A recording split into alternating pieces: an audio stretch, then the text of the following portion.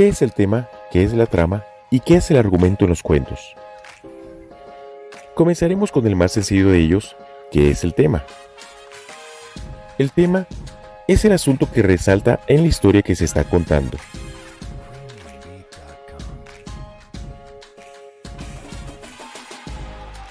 Por ejemplo, en la historia de Blancanieves, el tema principal es la envidia que tiene la bruja malvada hacia Blancanieves. En el cuento de Caperucita son las consecuencias por hablar con extraños y también las consecuencias por desobedecer las órdenes de la mamá.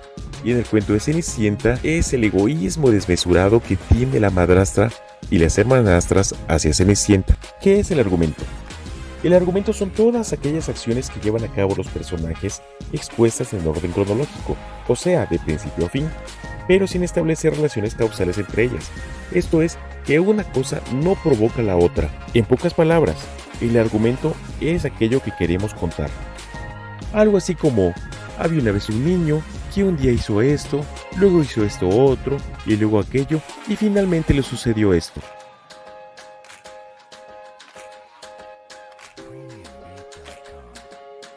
La trama. Si el argumento es aquello que queremos contar, la trama es cómo lo vamos a contar.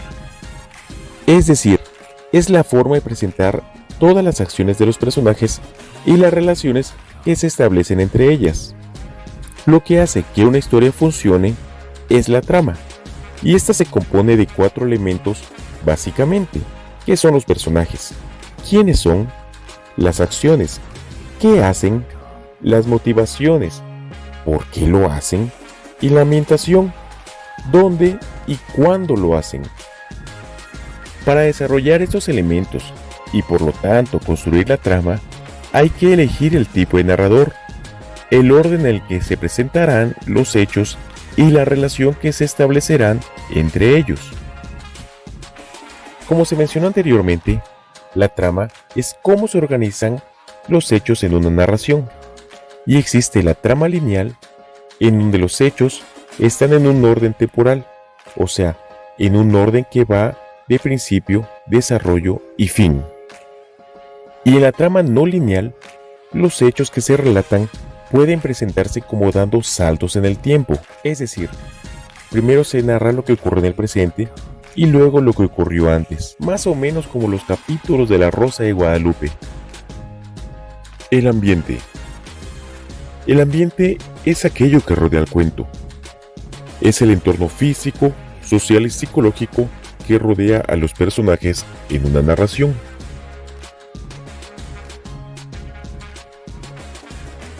El ambiente físico es el lugar o espacio físico en donde los personajes viven o llevan a cabo las acciones, es decir, en donde se desarrolla el cuento. Y el ambiente físico puede ser abierto o cerrado. Es abierto cuando hablamos de un bosque, de una selva, de una ciudad, del mar, etc. Y es cerrado cuando hablamos de una casa, de un castillo, de una habitación, etc. El ambiente social es el resultado de las relaciones sociales o del estatus establecido entre los personajes. Es decir, son los roles sociales que tienen los personajes.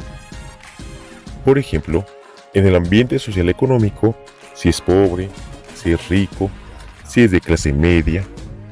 En el ambiente laboral, si es trabajador o empleado, maestro, campesino, pescador, carpintero, leñador, cazador, etc.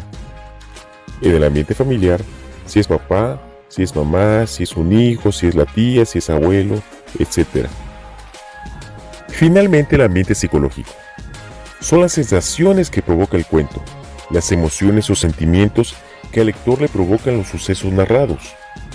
Es decir, si nos hace reír, si nos hace sentir felicidad, angustia, compasión, nos hace tener miedo, terror, llorar con la historia.